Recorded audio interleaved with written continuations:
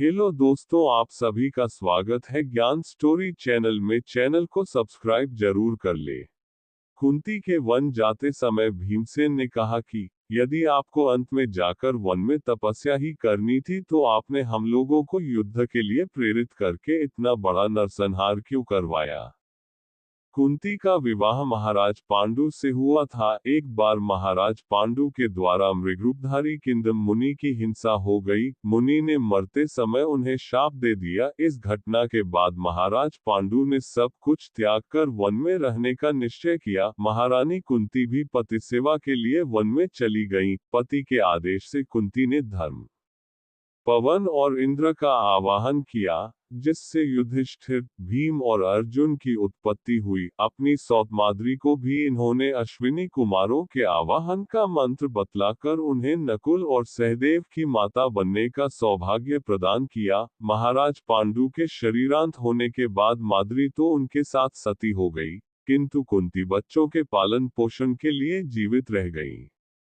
महारानी कुंती जन्म से लोग इन्हें पृथा के नाम से पुकारते थे। ये महाराज कुंती भोज को गोद दे दी गई थी तथा वहीं इनका लालन पालन हुआ, अतः कुंती के नाम से विख्यात हुई। उन्होंने कहा कि संतान कामना से तुम जिस देवता का आवाहन करोगी, वह अपने दिव्य तेज से तुम्हारे समक्ष उपस्थित हो जाएगा और उससे तुम्हारा कन्या भाव भी नष्ट नहीं होगा। दुर्वासा के चले जाने के बाद इन्होंने कुतूहलवश भगवान सूर्य का आवाहन किया। फलस्वरूप सूर्यदेव के द्वारा कर्ण की उत्पत्ति हुई। लोकापवाद के भय के कारण इन्होंने नवजात कर्ण को पेटिका में बंद करके नदी में डाल दिया। वह पेटिका नदी में स्नान करते समय अधीर नाम के सारथी को मिली। उसने कर्ण का लालन पालन किया।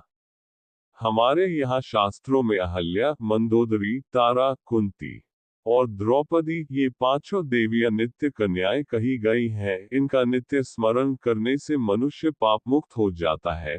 महारानी कुंती वसुदेव जी की बहन और भगवान श्री कृष्ण की बुआ थी। कुंती बाल्यकाल से ही अतिथि सेवी तथा साधु महात्माओं में अत्यंत आस्था रखने वाली थी। एक बार महर्षि दुर्वासा महाराज कुंती भोज के यहाँ आए और बरसात के 4 महीनों तक वहीं ठहर गए। उनकी सेवा का कार्य कुंती ने संभाला। महर्षि कुंती की अनन्य निष्ठा और सेवा से परम प्रसन्न हुए और जाते समय कुंती को देवताओं के आवाहन का मंत्र दे गए।